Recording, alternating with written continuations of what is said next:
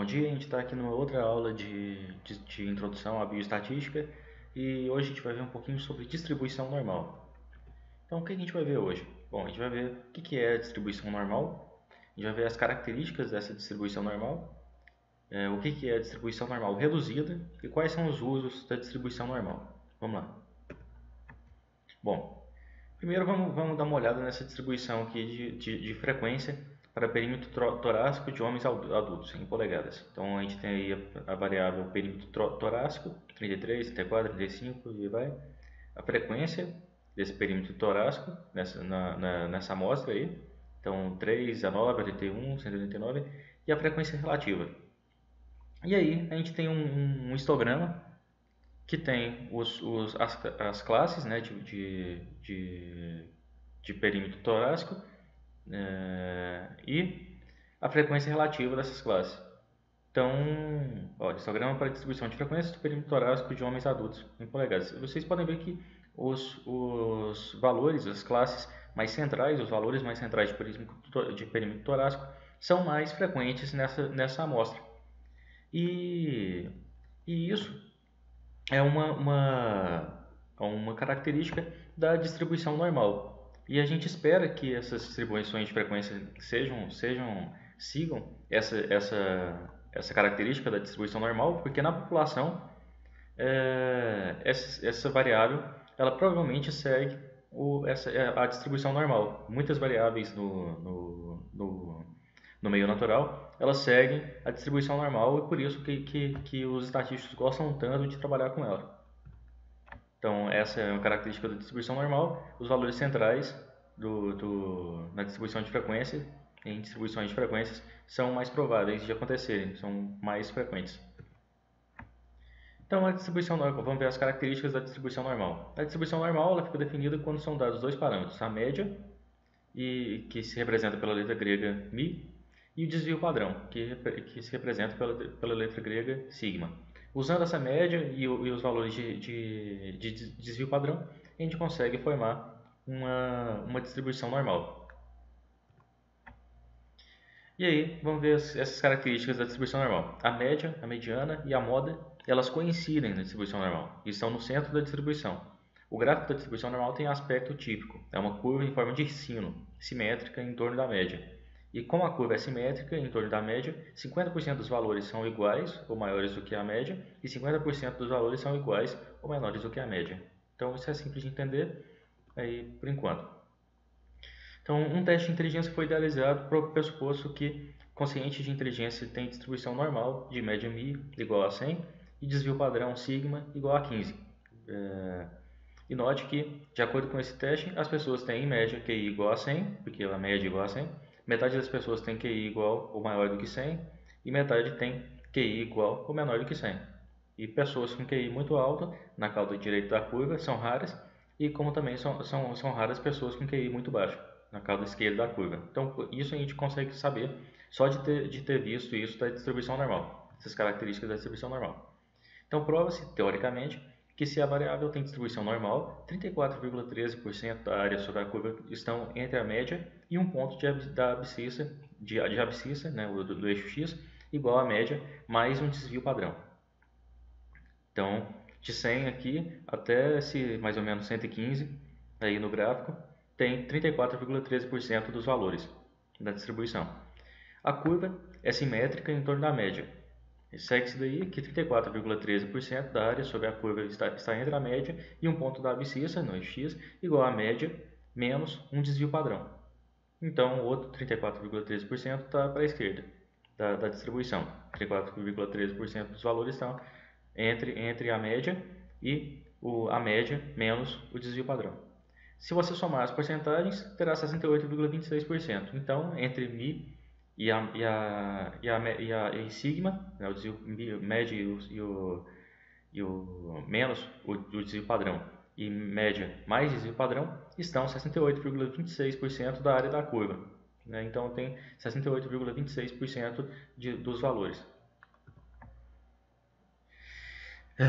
Também, 13,59% da área sob a curva estão entre a média mais um desvio padrão e um ponto de abscissa, no eixo x, igual a média mais dois desvios padrões.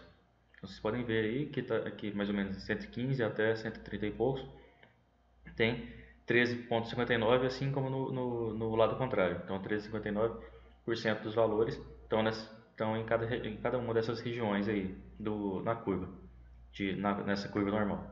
A curva é simétrica é em torno da média. Segue-se daí que 13,59% da área sobre a curva estão entre a média menos um desvio padrão e um ponto da abscissa igual a média menos 2 desvios padrões, como a gente já viu. Beleza?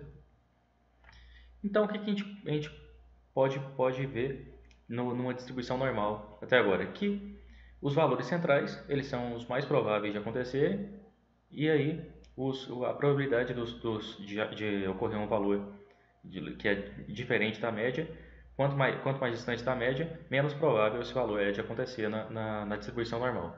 Beleza? E a distribuição normal reduzida, né, vamos ver um pouquinho dela agora, ou distribuição normal padronizada, é a distribuição normal de média zero e variância igual a 1. A variável que tem distribuição normal reduzida ou distribuição normal padronizada é chamada variável reduzida ou padronizada e é indicada pela letra Z.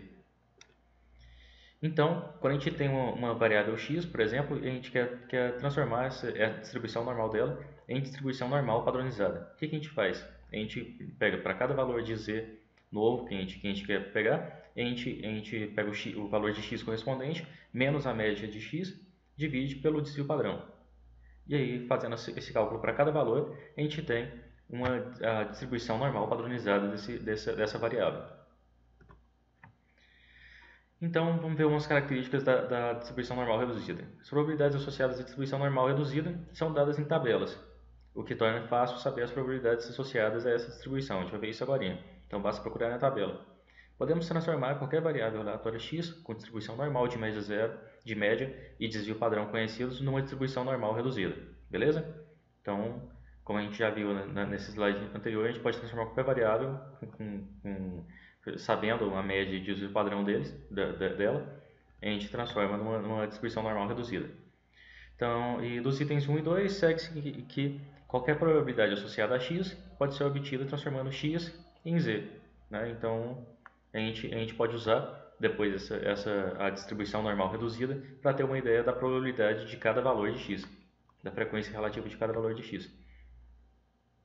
Tá, então a gente tem aqui a tabela parcial de distribuição normal reduzida. Por exemplo, né, que a gente pode encontrar esse tipo de tabela em livros de estatística. A probabilidade de valor entre 0 e 1,25. Qual que é? A gente primeiro procura 1,20 e aí o valor em cima 5.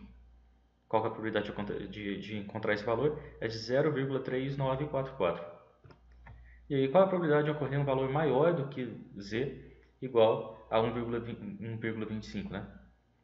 Então, a probabilidade de ocorrer um valor entre a média zero e o valor de z igual a 1,25 é 0,3944, como foi visto anteriormente. Essa probabilidade corresponde à área pontilhada na figura 10.5, mas a gente não precisa ver essa figura.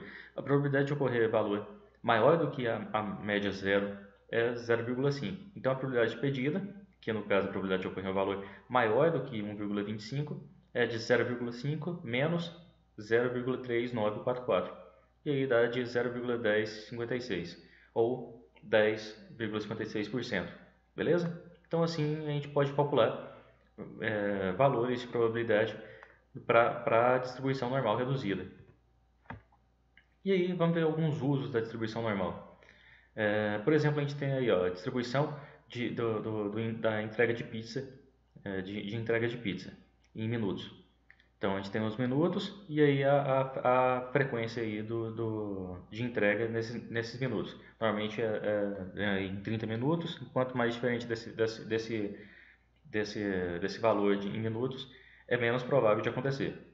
E a gente pode usar para saber, mas para entregar em um valor específico de minutos, qual que é a probabilidade disso acontecer? Será que a média é bem diferente desse valor que a gente tá estudando? Vou tentar simplificar. Por exemplo, a entrega de pizza é em média 30 minutos.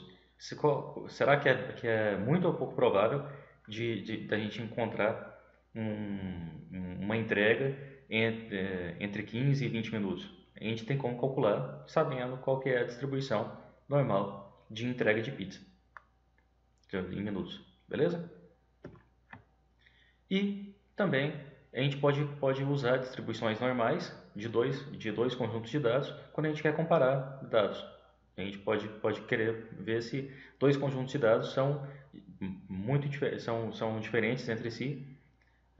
Quando a gente sabe para cada um desses conjuntos de dados a média e seus respectivos desvios padrões.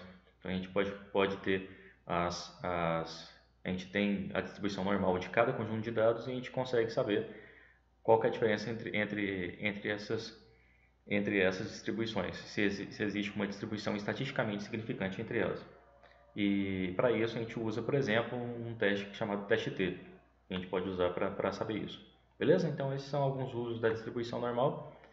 E essa é a nossa aula de distribuição normal. A gente vai ter uma outra aula que a gente vai usar. E é isso aí. Até a próxima aula. Valeu!